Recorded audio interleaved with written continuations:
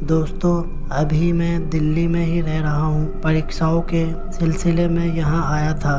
3 दिन पहले की बात है। मैं जब अपनी परीक्षा देने के बाद वापस घर आया तो देखा कि घर में सब लोग अजीब सी बेचैनी लिए बैठे थे।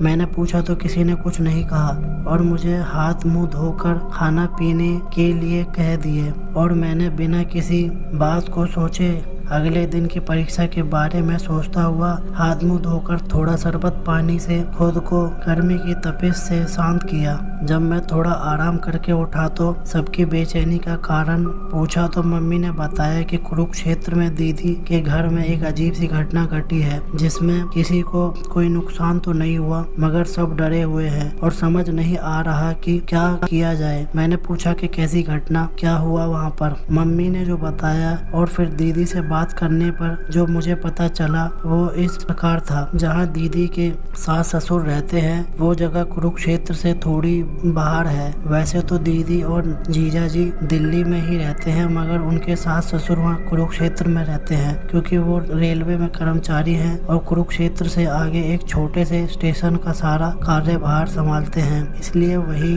पास में बने रेलवे क्वार्टर में रहते हैं, जो कि आप लोगों ने देखे भी होंगे। रेलवे स्टेशन के आसपास बने होते हैं ऐसे रेलवे क्वार्टर। ऐसे ही क्वार्टर में मेरे जीजा जी और उनके पिताजी को उनके छोटे भाई सुबह करीब 8:30 बजे बाहर बैठे थे और घर के अंदर एक कमरे से गुजरने के बाद रसोई में मेरी दीदी और देवरानी चाय नाश्ता कर रही थी और उनकी सास वहीं बैठी थी। वो आपस में बातचीत कर रही थी। अचानक बाहर जीजा जी ने देखा कि बगल के घर में एक आदमी जिसने पुराना सा पजामा पहना था और ऊपर एक गंदी सी चादर सिर पर ओढ़ रखी थी और नंगे पैर था, दौड़ता हुआ बगल के घर से निकला और जीजा जी के घर की तरफ बढ़ा। जीजा जी उसे रोकने के लिए आगे बढ़े, तब तक वो दौड़ता हुआ घर में घुस गया और उसके पीछे से जीजा जी, उनके भाई और उनके पिताजी भी उसे पकड़ने के लिए दौड़े।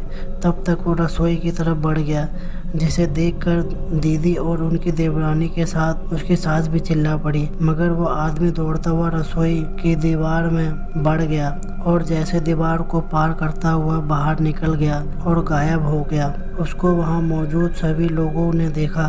डर की वजह से कुछ देर तक सुन्न पड़ गए थे। मेरी दीदी और उनकी देवरानी को तो बुखार आ गया।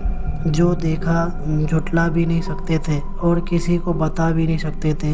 दीदी के ससुर ने बताया कि यहाँ अक्सर रात को कोई लोग जो रेल दुर्घटना में शिकार हुए हैं और उन्हें घूमते हुए उन्होंने ही नहीं आसपास वालों ने भी देखा है, मगर इस तरह की मुसीबत जो वहाँ आसपास वालों ने भी नहीं देखी। अगर किसी को बताया तो लोग समझेंगे कि हम अफवाह फैला रहे हैं। इस बात को उन्होंने अपने ही घर तक रखने का फैसला किया। आसपास रहने वाले केवल 3-4 घर हैं। रेलवे कर्मचारियों ने भी उन्हें भी कुछ नहीं बताया, मगर किसी अच्छे और काबिल आलिम की तलाश कर रहे हैं ताकि अपने घर की सुरक्षा और इस घटना का मूल कारण पता लगा सके। जीजा के पिताजी ने जीजा और उनके छोटे भाई को दिल्ली भेज दिया और जब तक समस्या हल ना हो वहां ना आने की सलाह दी। पता नहीं इस वक्त वहां क्या चल रहा होगा, मगर यह घटना इतनी साधारण नहीं कि रोज घटी हो। तो दोस्तों, आप कुरुक्षेत्र की घटना पार्ट 2। नमस्कार दोस्तों, मेरा नाम है साइबर इविल और मैं आपका स्वागत करता हूँ एक नई रहस्यमय भूतिया कहानी के साथ।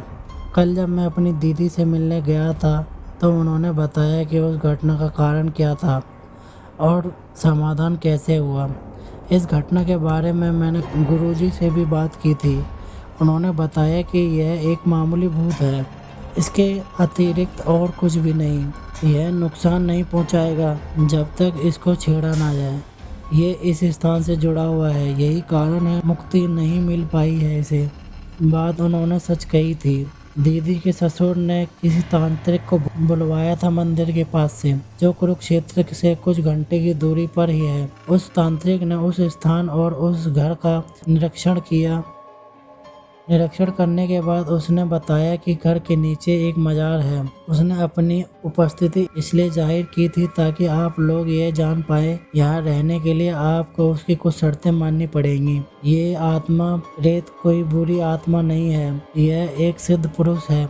वह चाहता था कि आप यहाँ रहे, मगर इस घर में ना कोई बलि दे और ना ही कभी शराब का सेवन करें, वरना इसका परिणाम अच्छा नहीं होगा। और हर वीरवार को कुछ गुलाब और मिठाई का भोग दे, कभी कोई परेशानी नहीं होगी घर में और ना किसी के द्वारा किए गए तांत्रिक का असर होगा यहाँ। दीदी के ससुर ने सारी शर्तें मान ली और जैसा कहा गया वैसे ही हर शर्त का पालन करते हैं और वहाँ पर मौजूद उस सिद्ध पुरुष का रोज धन्यवाद करके ही सोते हैं। तो दोस्तों ये थी आज की कहानी। अगर आपको एक कहानी अच्छी लगी हो तो इस कहानी को लाइक करें, कमेंट करें और अपने दोस्तों के साथ शेयर करें। और अगर आप ऐसी वीडियो और देखना चाहते हैं तो हमारे साइबर एविल यूट्यूब चैनल को सब्सक्राइब जरूर करें। और वीडियो देखने के लिए धन्यवाद।